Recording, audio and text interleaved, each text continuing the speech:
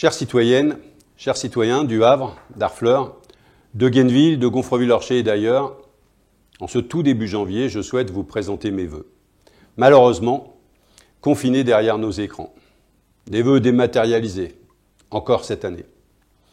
Les bises et les poignées de main pour lever ensemble nos verres reportés à un jour prochain. Et il viendra. Car ne nous y habituons pas.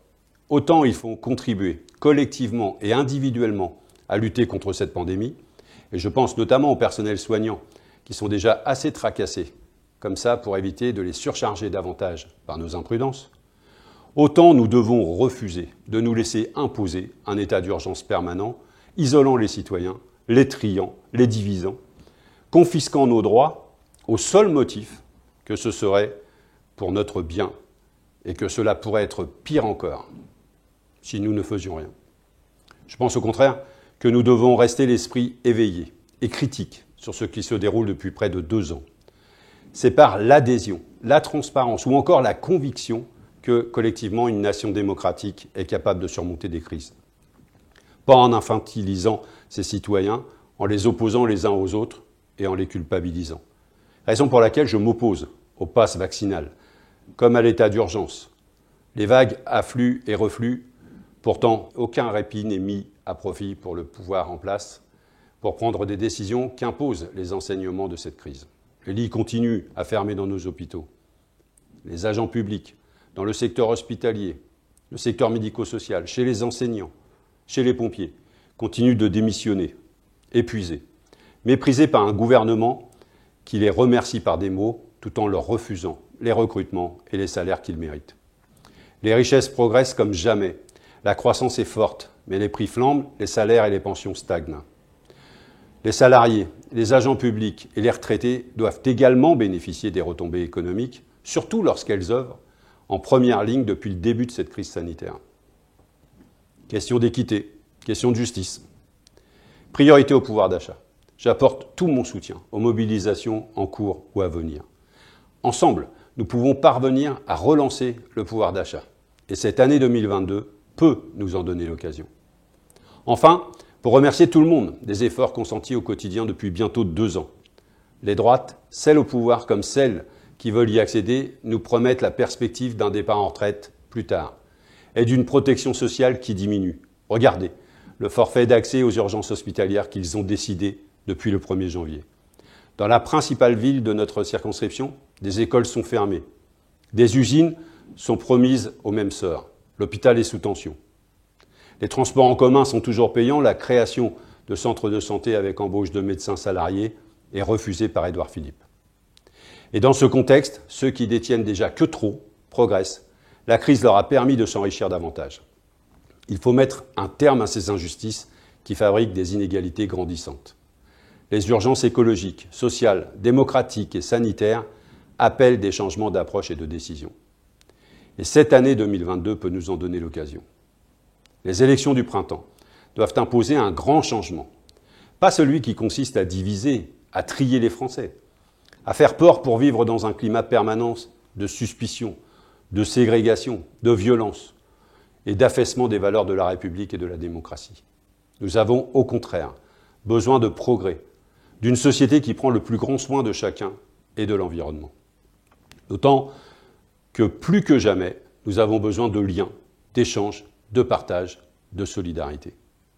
Avec le masque sur le nez, dans le respect des gestes barrières, j'entretiens ces liens. Le fruit de tous nos échanges, de tout ce que vous me dites au quotidien sur le terrain, par vos courriers, lors de nos rendez-vous, par les réseaux sociaux, alimente mon activité parlementaire, ma réflexion comme mon action.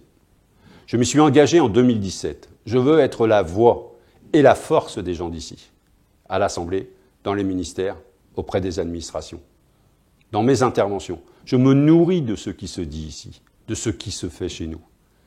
Un parlementaire coupé de la vie quotidienne des habitants est un parlementaire automate, qui prend et qui suit de mauvaises décisions, de mauvaises orientations.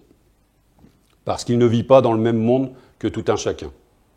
La soumission à un maître penseur, enrégimenté dans des organisations nébuleuses, bien plus aliénantes que les partis politiques traditionnels, conduit inévitablement à se couper des réalités. Au contraire, l'avenir ici doit et va s'écrire avec des gens enracinés. Raison de plus pour continuer à porter une autre voix que celle qui se contente de relayer de Matignon ou de l'Élysée. Une autre voix, d'autres projets, une autre vision de la société. Et cette année 2022 peut nous en donner l'occasion. Car finalement, la seule question qui compte est de savoir dans quelle société nous voulons vivre, nous et nos enfants, nos aînés. Je nous souhaite par conséquent une très bonne année 2022, en mettant en partage ici à quel point elle pourrait l'être. Une année 2022 qui verrait enfin la fin de cette crise sanitaire, de ces restrictions qui pèsent sur la santé, sur le moral et nos libertés. Une année 2022 qui tournerait le dos à l'égoïsme, au repli sur soi, aux peurs entretenues par ceux qui misent sur l'affrontement, la division, la souffrance, pour mieux personnellement prospérer sur le dos de tous les autres.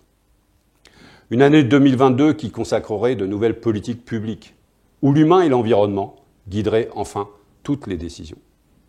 Une année 2022 qui vaccinera dans le monde entier tous ceux qui le souhaitent. Une année 2022 des droits retrouvés, d'une réelle redistribution des richesses colossales s'accumulant sur le compte en banque et le patrimoine d'une poignée de privilégiés. Une année 2022 qui rétablirait les liens humains, le sens collectif, la solidarité indispensable à toute société apaisée. Une année de reconquête de la démocratie, de la liberté et de la paix. Pour que cette année 2022 marque le début des jours enfin heureux, je vous adresse tous mes vœux, pour vous-même, pour vos proches, pour une année 2022 pleinement citoyenne et résolument solidaire. Ensemble, rassemblons-nous pour aller chercher ce qu'il y a de meilleur en tournant le dos à celles et ceux qui veulent pour nous ce qu'il y a de pire. Comme l'a si bien écrit Bertrand Badi, enseignant-chercheur, dans un monde où tout le monde dépend de tout le monde, le faible du fort, mais aussi désormais le fort du faible. C'est du développement et de la coopération, et non des armes et de la compétition, que peut naître la sécurité humaine. Bonne année 2022, elle peut nous en donner l'occasion.